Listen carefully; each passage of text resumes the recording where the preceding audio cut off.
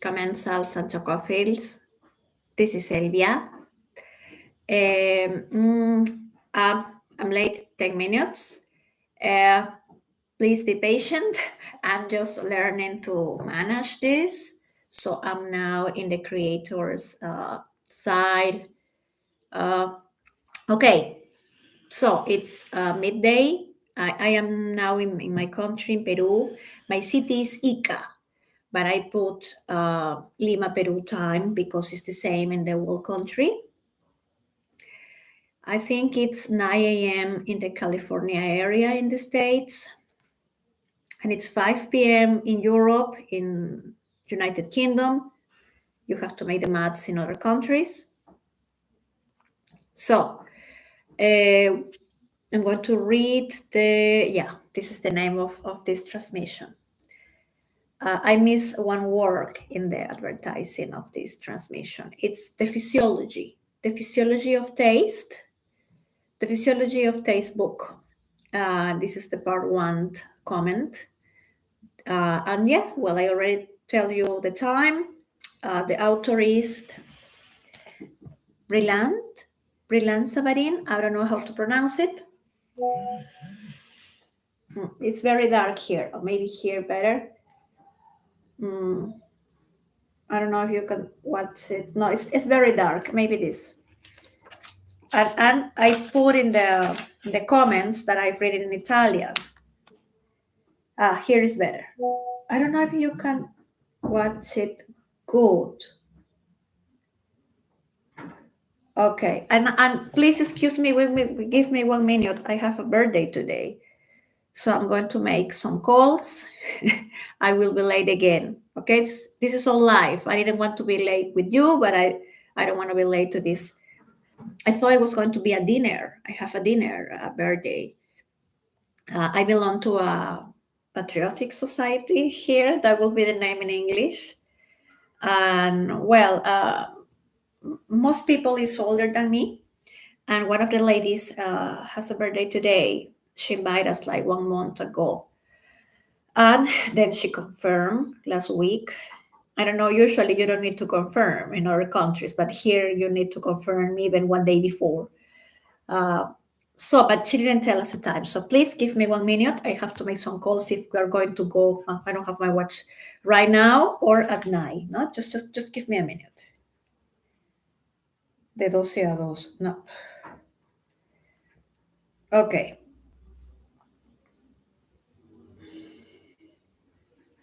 Okay, I'm going to call Elsa, which is a friend of the group, to see if we can go maybe in 2 hours.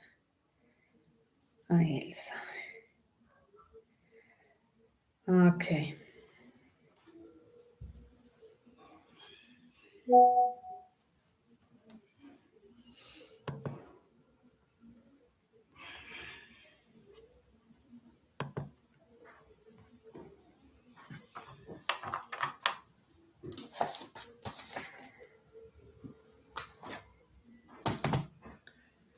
Show you my other books. It's still closed.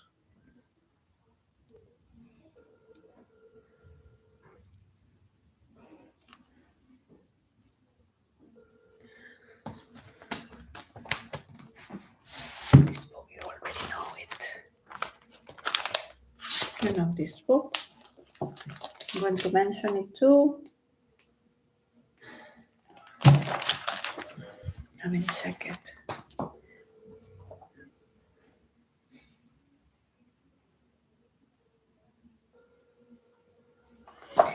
She's not answering.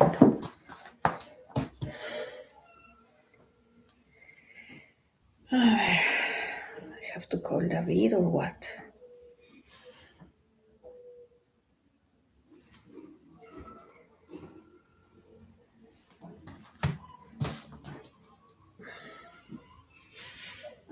Hola, Martín.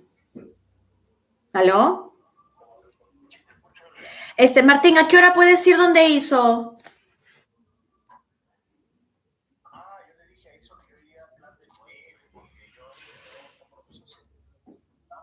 Ya, vas en la noche. Ya, ya, yo voy más temprano. Ya nos vemos entonces. Ya, chao, chao. Okay, he's going at night. Elsa doesn't answer. Who else? I can go alone. But she say we should go together. Okay, Elsa saw my message. Maybe I should call her in the order for the normal phone, no by WhatsApp. I will try. Yeah, and then we can start. Please give me 1 minute. This is the lady of the birthday. She loves her birthday, so we have to go.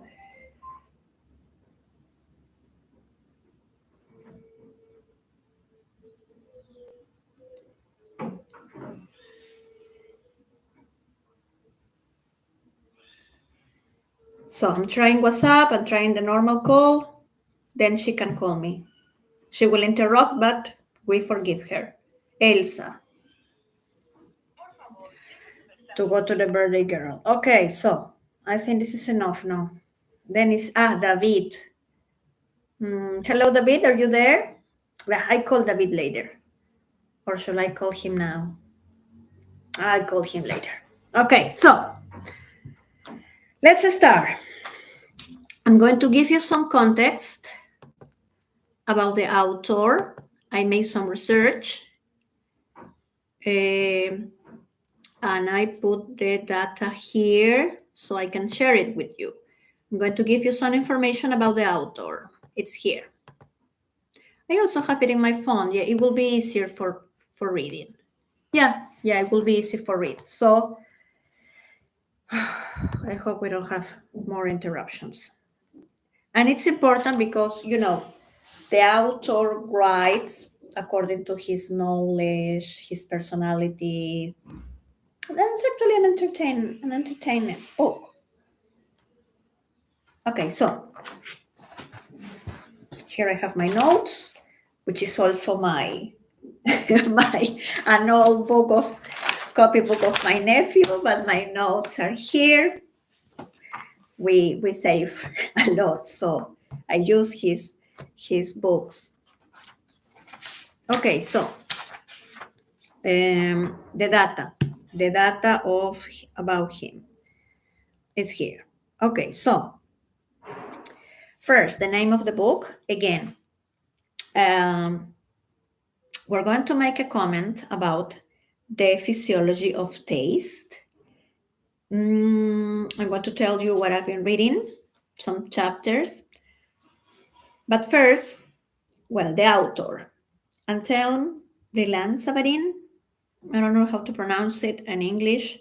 In Spanish, it would be Brillat-Savarin. Well, we'll see. Yeah, Brillat-Savarin. That will be in Spanish. The book was written in 1825 in France. I'm going to comment this 2012 edition, third edition. The book was printed in Palermo by Celerio Editore. I read it in Italian. I don't know if you can watch it clear. Yeah. Then, why first? Anything else? Yes. Brillat-Savarin was a lawyer, a musician, and a politician.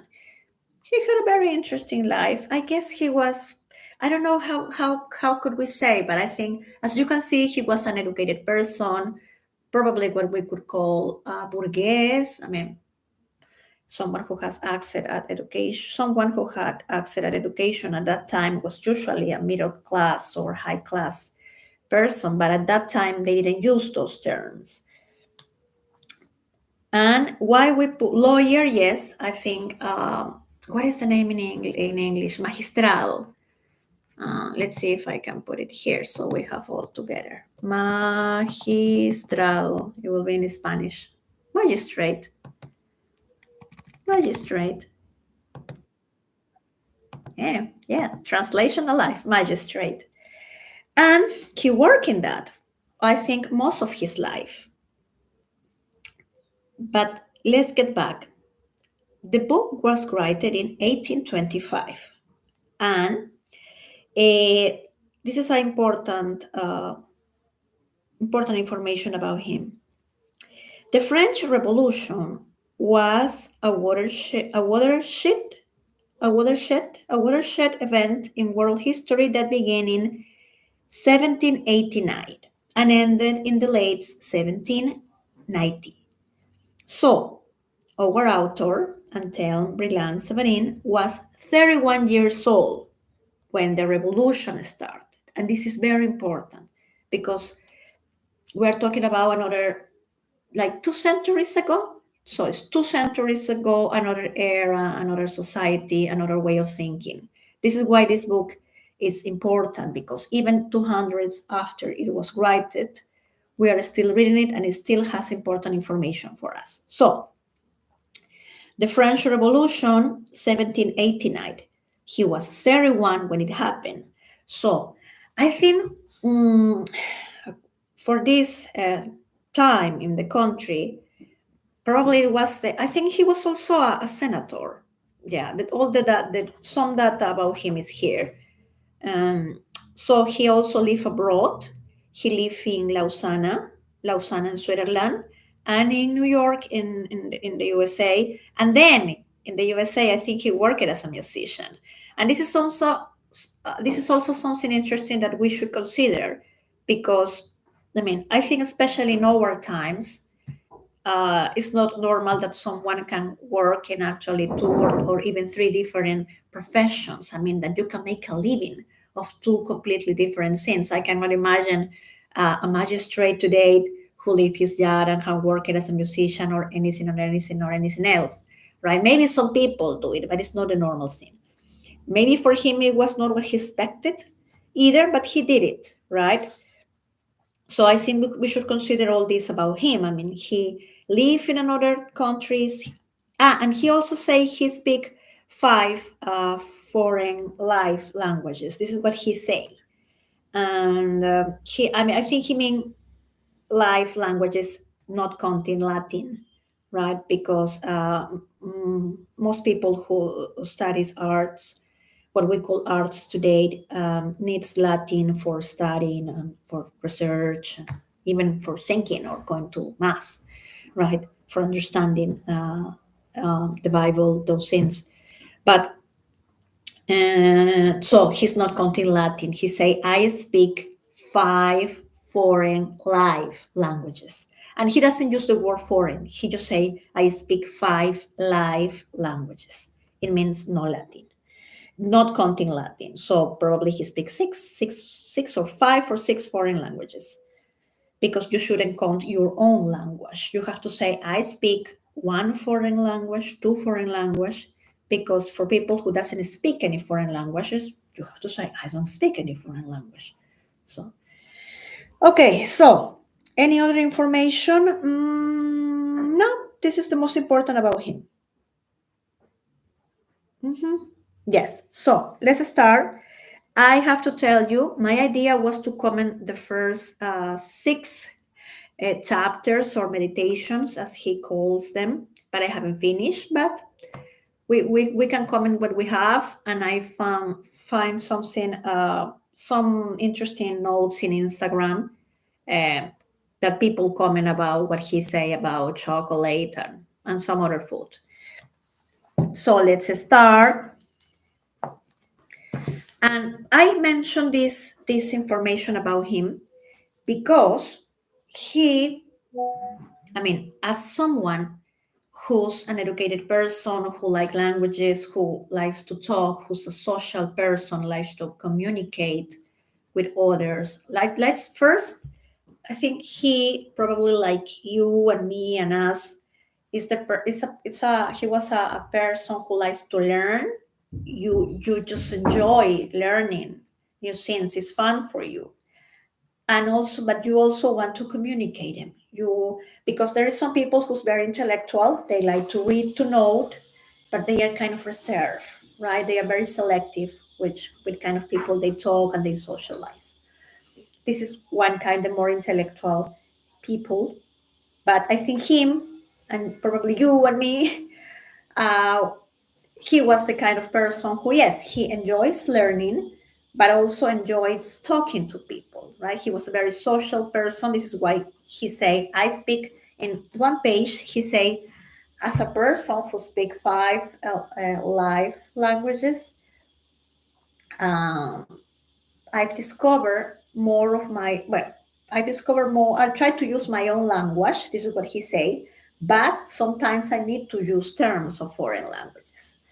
And this is something that we still do, and we need to do, and we need to teach other people to do too. Why? Because yes, he enjoys learning, he enjoys communicating what he has learned. And for that, we need to use the proper words. This is why I wanted to make this conversation about this book specifically. Uh, I find out about this book because I listened to Carlo Petrini. Carlo Petrini is the founder of Slow Food Movement, and he suggests this book, and he did it because Brillat-Savarin was one of the first person who established a modern definition of gastronomy 2 centuries ago. This is why I say, oh, I have to read this book. But he again, as I say, he did this not only with the definition of gastronomy, but with everything he knew, because the kind of person he was. So in the first chapters, and this is a short version, Celerio Editore from Palermo, Italy. They say they have made a short, how do you call it? Almost pocket edition. So it's a translation from French to Italian.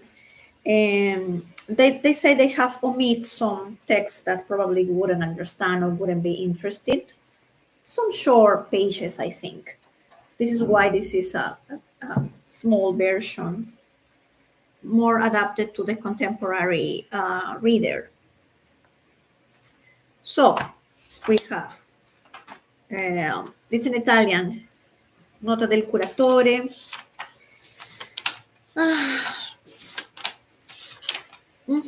And here we start.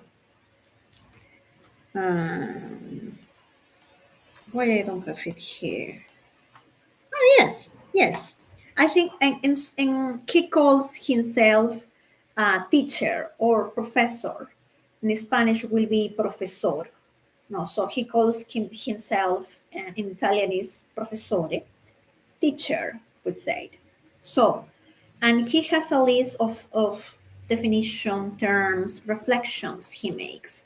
And the first one I would like to comment is the one that is in page 11. It's called the gourmandise.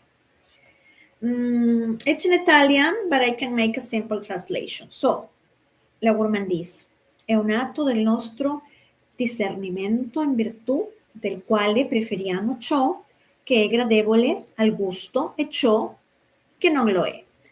So, we can translate this is the act of choosing what we like and what we don't like. So a simple translation will be taste, right? This is my taste, or this is my, how say it, preference, but it will be my preference, probably related. We will have to relate it to food. So gourmandise. So in Spanish, I haven't found a term, and there is a note. This is number one note of the editor, because this is still a term that I think we don't have completely clear. So let's see my notes. Yes.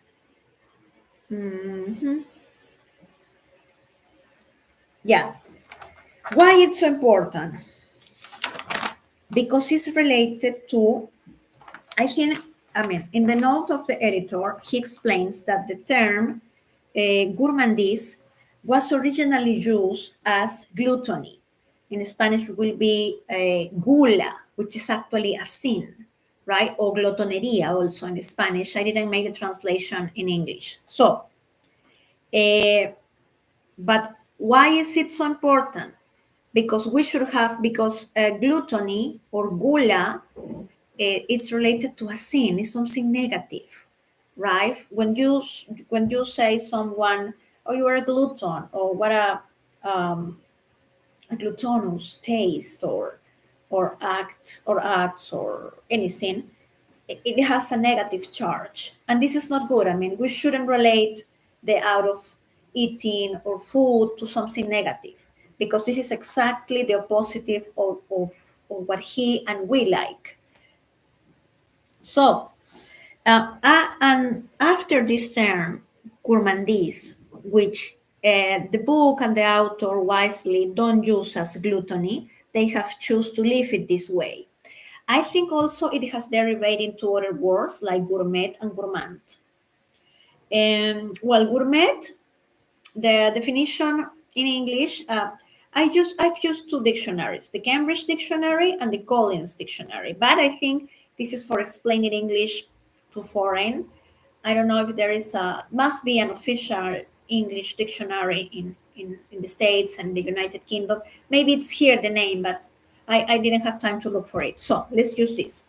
For gourmet, in the Cambridge Dictionary, it's just of, I will read it.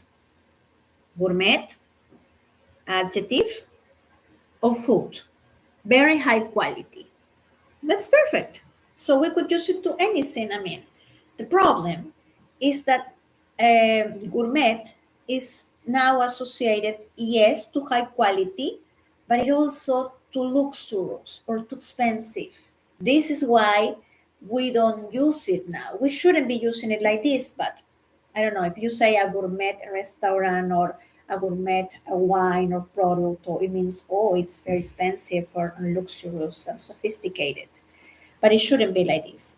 Now, another word, gourmand. There is, I think it might be used in a more, what is this? A more uh, positive, optimistic way, gourmand. But it has another problem. I will read the definitions. Gourmand, noun. A person who enjoys eating large amounts of food. So again, the same problem. We have, and it's, by the way, it's the same definitions of gourmet and gourmand, very similar in both dictionaries. I check the Cambridge and the noun, and the Cambridge and the Collins. Sorry. So for both gourmet, gourmand, and for gluttony, I mean, gourmand and glutton, yeah, the nouns.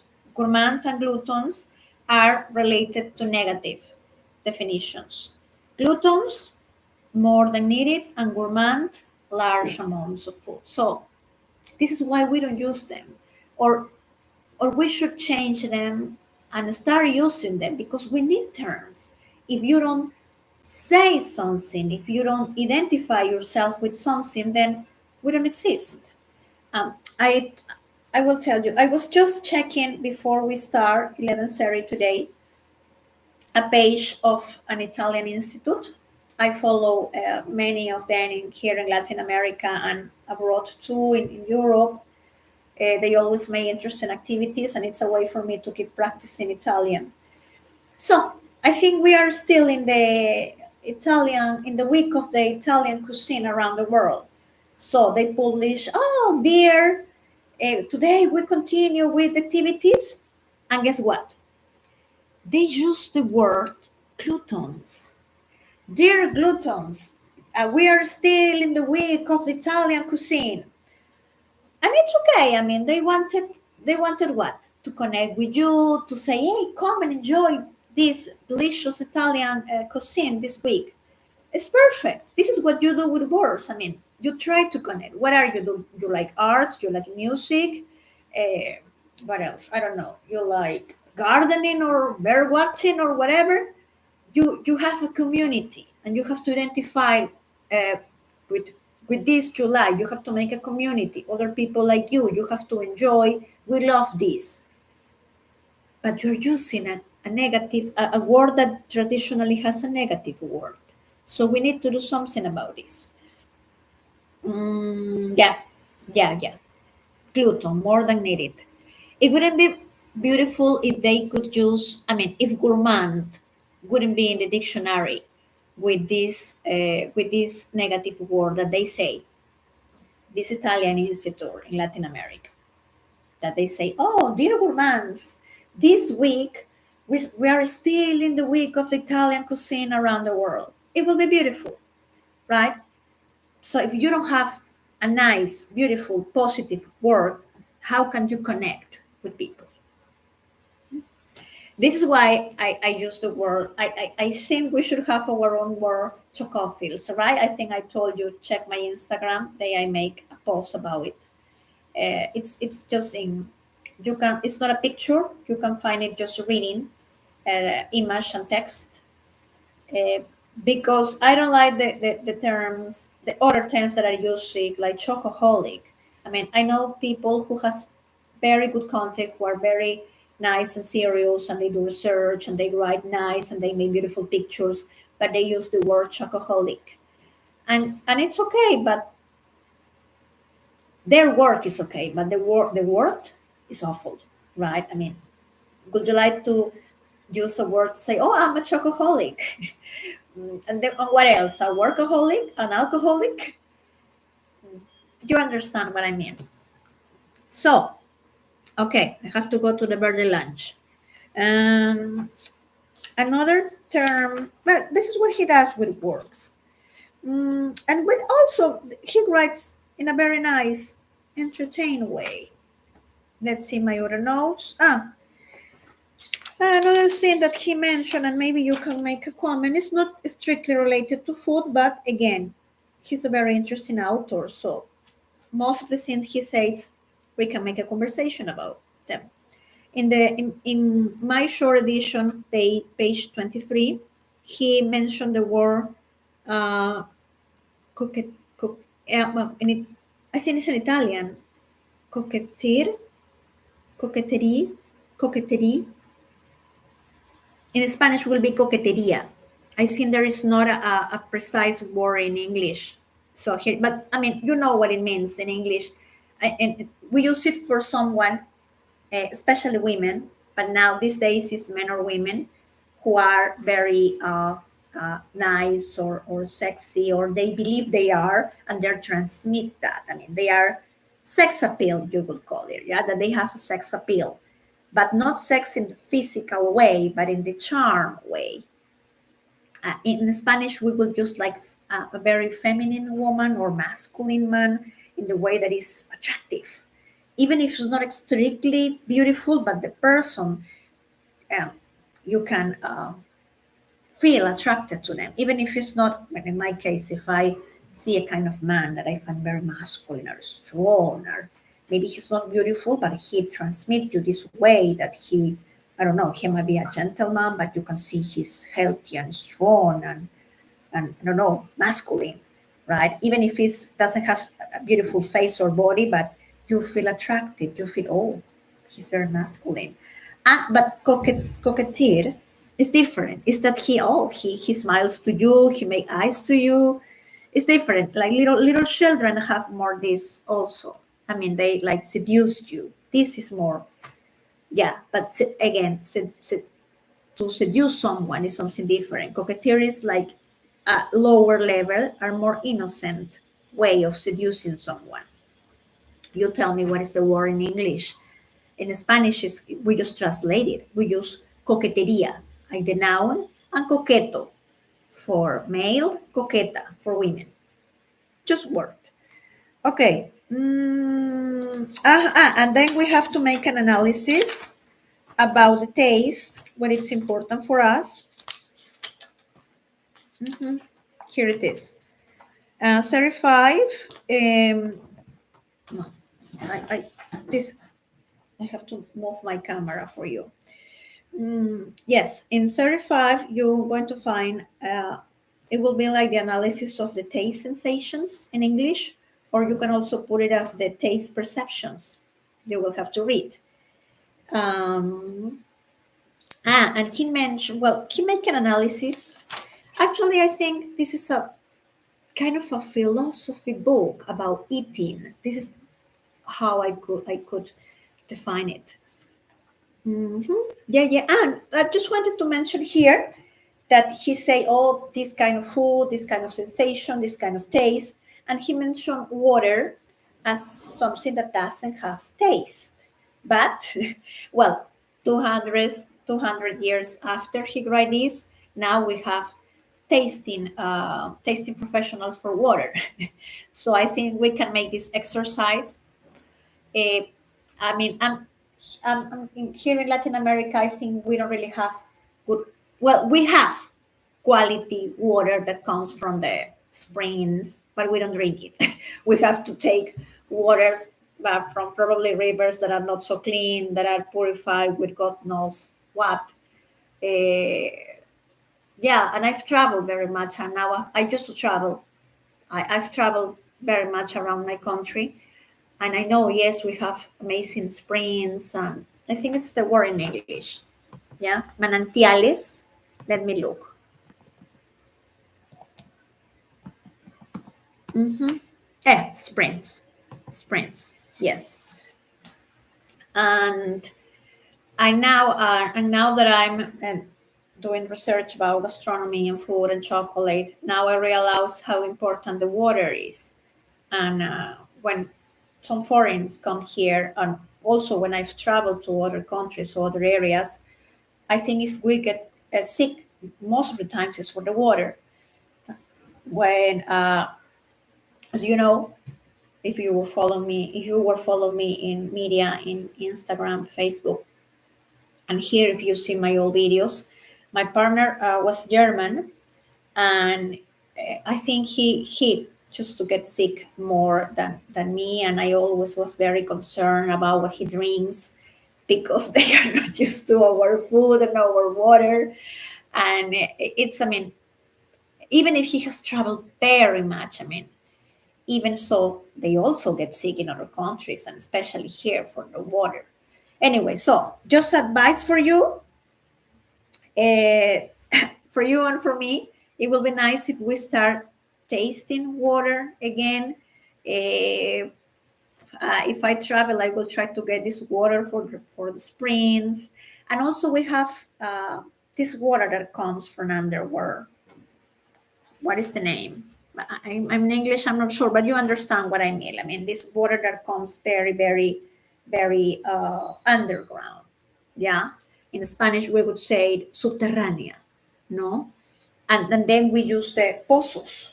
So I think I can try springs water, this water from, what is the name in English? Pozos. Well, well, says it's well. Okay. So let's do that. And another note for you. Yeah, do the tasting. Something about analysis of the taste sensations. I think what he means is also what I've been reading now. Remember, I was reading, and I hope I can read more. Remember, I was reading about chocolate tasting. Also, I read it in Italian. Yeah, here you see, by Roberto Caraceni. I don't know if you can see it, but make an effort. So he's giving his version about tasting, and I've learned that in this because he tells a different things. But remember that we have, imagine this is my piece of chocolate. So you have, it's not here. A first impression, then in your mouth, and he say even when you throw it, but we call it persistent. No, after you throw it, there is a persistent sensation. He mentioned that, but in another terms. And then 37, we have a water. Let's make an exercise in tasting water. And I think this is what I have for you today. I think we will need to make 2 or 3 parts for this book. Mm,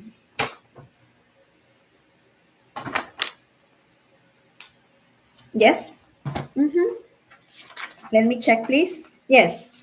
And before we change before we go into the chocolate part, the first chocolate part today, he mentioned the senses, right?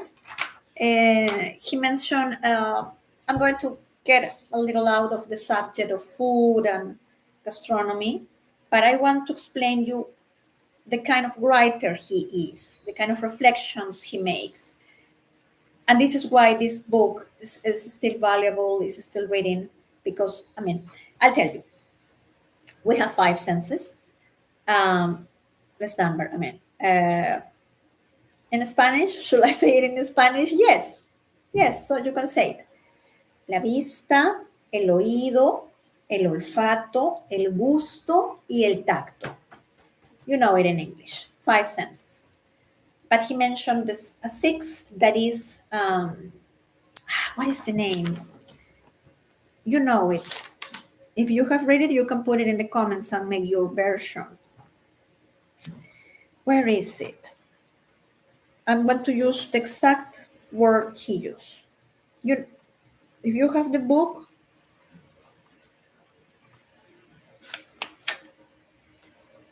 genésico, genésico, genésico will be in Spanish. Ajá, sí, genésico, we will say genésico, genésico, or physical love. And I think he's talking about pleasure, right? Like what we could define as physical pleasure or sexual pleasure. Because if I only say, I think this is what he means, because he say physical love, but 200 years ago, if he say physical love, I think he's talking about sex. But today, we cannot translate it only as, we have to translate it as physical sexual pleasure. Yes, these three things. Why? Okay, he say we have five senses and genésico, and he say that we couldn't only put it in the touch, because strictly it will be touch. I mean, the pleasure you feel for sex is related to your body, any part of your body, so will be touch. Touch, yes. El sentido del tacto, right? But he says no, no, because it implies all your other senses.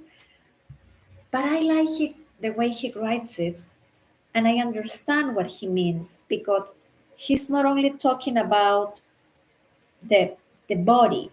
I mean, he's talking again about other people, and he's talking even about a spiritual level. And this is something beautiful. This is, so I give you two important reasons why you should read it, or read it again, because this is the second time I'm reading this book.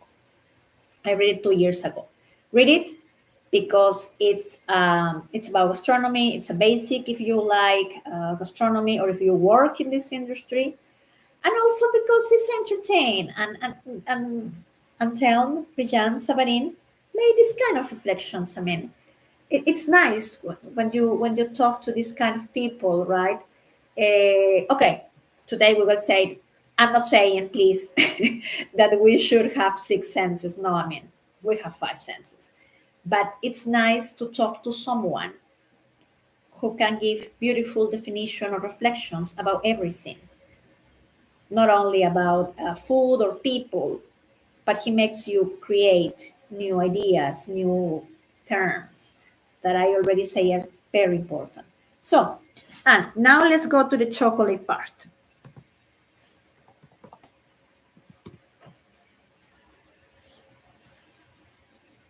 Here it, I think I tag these people in my.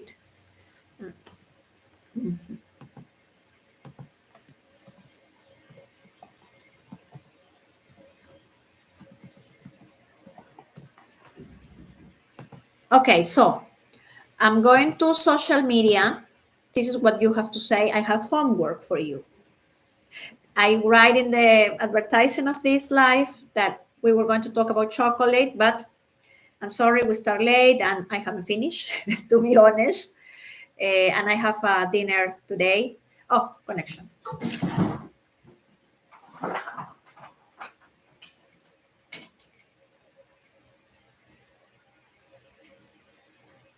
Okay. So, but I think this is good. We're going to make it. We're going to try to make this a good situation. I haven't finished the chocolate chapter, but you can do it, and I also can suggest you people who it's a fan of Brillat-Savarin, who has read it maybe more than once, and you can check them and interact with me and with them and with me.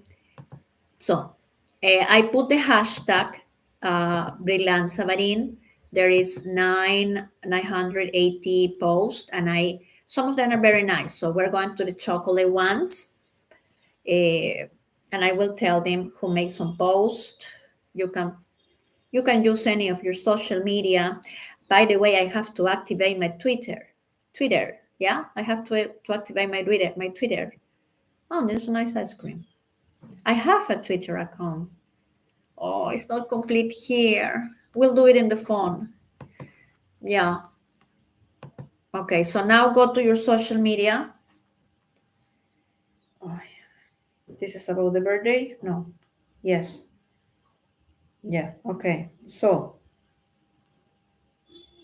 okay. So I have more I have a better interaction with colleagues and people in Instagram about chocolate. Okay. So politicians kill them, but I have to know what is going on in my country. They are a shame, really. In my country, they are the worst of the world. Okay, so again, Brillat-Savarin.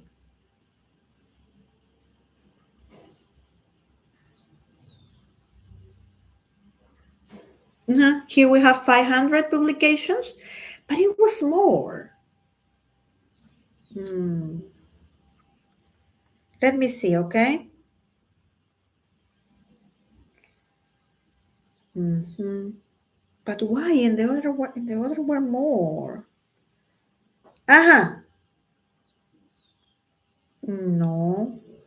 Or maybe I used the Anthelme too.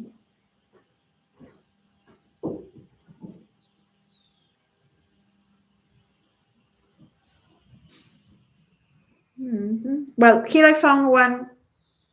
Well, you won't see it. The account is named Rama.eventi. He has some quotes of him.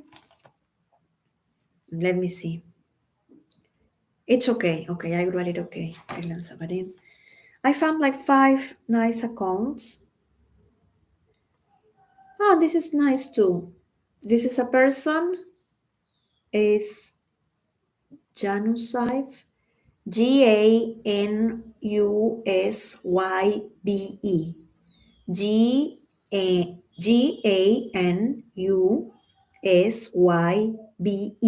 Yeah, he has some nice books here. Okay. But it's not what I found first. Maybe I use another hashtag. Okay. No, yeah. But what is the problem? Okay. Maybe I should open it again. Okay. So we still have some minutes. Maybe I should use. Why?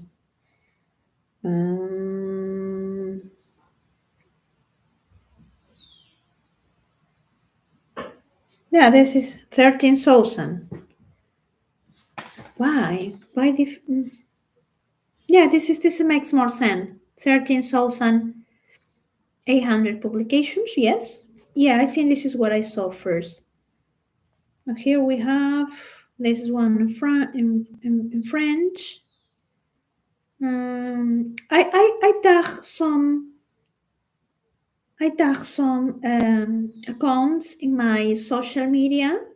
They are nice, so go and check them. I was trying to give them feedback about them live. Oh, here's mine too. Good. Okay. So the other also. So here it's mine. So the others must be what I saw some days ago. So they are just 5 or 6, the ones that I tag slow food. Of course, if you haven't followed them, go and do it now. There is Slow Food International, which is in English. Slow Food Italy. They are the found. It was found in Italy by Carlo Petrini, the person I mentioned in the starting of this conversation today. Carlo Petrini. He's the founder, and I know about this book for him.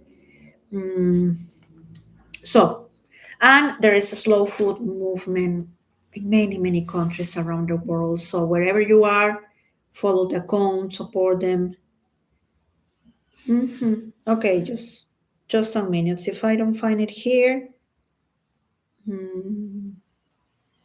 I think I'm the chocolate ones were. I wanted to mention were in Italy. Yeah, where is it? Oh, it has a nice pose and it's sweet. Where is it? Manchego. This must be the cheese. Yep, it is. He's just mentioned cheese here. Mm, I will share it in my social media, but I wanted to read them instead of reading only the book. I should have saved them. I'll do it next time. I probably was my mistake. Now you see there is like, how many did I say? 12,000. Yeah, it's not here. Or maybe this is nice. French too. If you speak French. Okay, then I will have to use what I did. Yeah, I'll go the short way. Okay. Yeah. I tag them here. So I wanted to make it. I published this 2 days ago in my social media and I tagged 10 people. Yes, 10 people. So I have Le Fabrique Pasticceria and Sale Pepe, which is a magazine. So we can use it, I think. Sale Pepe, let me see. But now where can I find it? But it was an old post. It was an old post, I remember. Yes. Yes, yes, yes.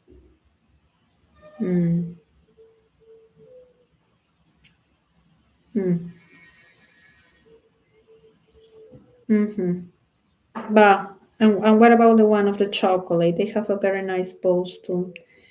Sale Pepe. Sa Yeah.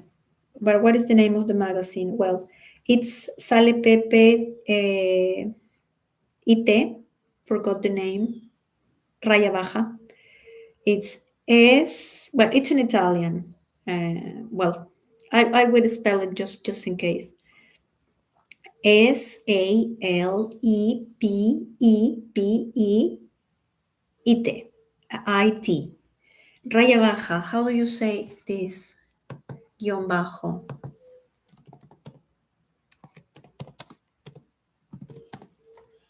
Underscore? Underscore? Okay, I think you understand. Yeah, but they have a nice old post about the book. And I think Le Fabriche Pasticceria. Yeah, it's also in Italian, but I think that I will do the same with them. It's LAFAFRIQUE underscore underscore or pasticceria PASTICCERIA.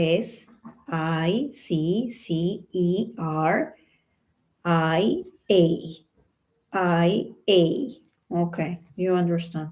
So, and they have a bear and they have a beautiful egg, chocolate egg, and they mention the quotes about the of Brillat-Savarin about chocolate. They have a nice one. I put them for you in the stories, okay? And go make comments with them and with me. Yeah, yeah. I'm going to take so long if I find it, if I look for it here. So maybe here no, but it was the picture of an egg, but it was probably here it is. Yeah, but it's just a quote. But I read it for you. Maybe you can see it. No, no. How can I make? Here. Maybe here. Ah, I'll use this. Just a minute.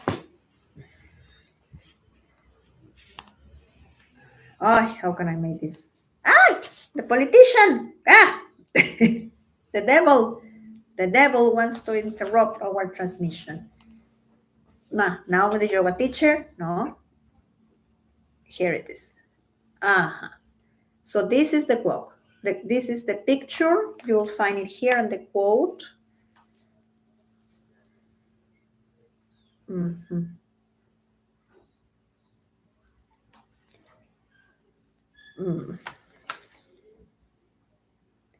Uh-huh. Oh. Aha. There. Yeah? Yeah, then you can recognize it. It's not beautiful here, but then you recognize it. Uh-huh. Uh-huh. So let's read it. A ver. It's in Italian, but I translate it. Beato cioccolato che dopo aver corso il mondo attraverso il sorriso delle donne trova la morte nel bacio saporito e fondente delle loro bocche. I don't know this quote. Anthelme Brillat-Savarin. Okay? Yeah, but it doesn't say the page. I didn't remember this quote. Let's see what the comment says. Okay. We'll just read a few things here, okay? We have to finish now. Now. Okay. In number 6, I haven't marked it here because I don't like to mark books, even with pencil. So I usually make my notes. But here it is. Sugar, café, chocolato. Yeah, but I need to translate it. But I remember, it mentioned some interesting facts about chocolate. Remember that it's America, that it was brought to Europe. Then I don't remember if it was, when it came from Mexico, but who, where, I seen to Spain. Some historical facts that some of we might read before. Yeah. But he said some interesting things. I was expecting to read them for you from the social media posts I found, but sorry, I didn't have time to prepare them. Mhm. And I need to make translation here in English so everybody can understand. Well, just a comment before we finish. It say yes that the how can I call them, Native Americans? The original Americans, us. This was our continent before Europeans come. So he say gli americani, no, the Native Americans before Europeans come. Yes, they used to take it, they used to drink it, and without sugar. It was sacred. Here in my country, in Peru, what we have, what we had, the Incas particularly. Here I am in Ica. In my region there was two pre-Inca cultures, Nazca and Paracas. Go see documentaries; they are amazing. We are waiting for you. So we have a lot of information and museum and some nice Rome museums about the Paracas culture in Lima. Here there is a small museum, and the Nazca lines are famous. So you can Google Nazca lines and you're going to find my city. Nazca lines. There's many documentaries in History Channel, in Nat Geo about the Nazca line and about the Paracas schools. About the food, we don't know that much. They are pre-Inca. Yes. Then the Inca culture, don't confuse them. The pre-Inca, Paracas, Nazca. The Inca culture, in the Inca culture, we have chicha, which is translated at like a corn drink, corn alcoholic drink. That will be. It's not beer, like a corn alcoholic drink. So it's chicha. And I think I will have to check, but our ceremonial special drinking, our drinking for ceremonies was, I think, chicha. We have what I'm sure is the keros. Keros is the type of glass, and it was not made of glass, of course. We didn't have glass. So our quero was the drink for these special ceremonies. And I think which has the Mayas? Yeah, the Mayas. I don't want to confuse them with the Aztecs. Mexicans will kill me. Okay, so the Incas had a quero for drinking chicha.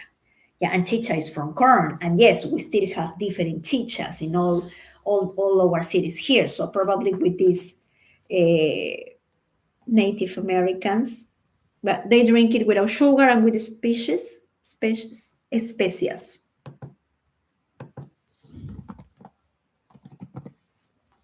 Spices.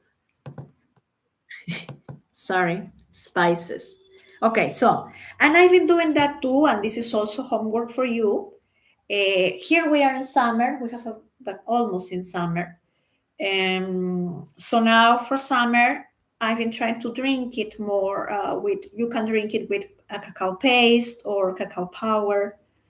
And I'm eating them with the spices, and it's very good. We will talk about that in the next transmission. So please, I will be probably, I will try to share the quotes about chocolate in the stories. Thank you for joining. Comments, salsa, and chocophiles. This is Elvia. Thanks for joining. And we need to make part two, or even part three. I'm starting a new entrepreneurship. I'm selling chocolate. Yes, and I'm doing fine. We'll try to put some pictures. I'm selling chocolate in fairs, in local fairs, and I'm doing fine. This is why I've been so busy. Excuse me if I couldn't prepare as much as I had say or expected, but I will do it in next Friday.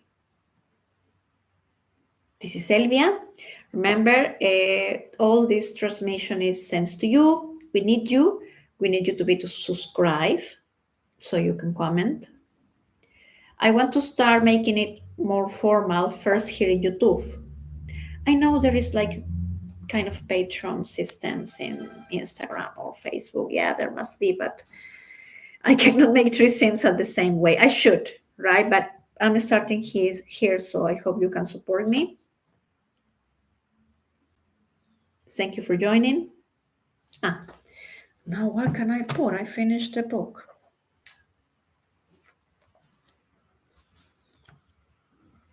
Thanks.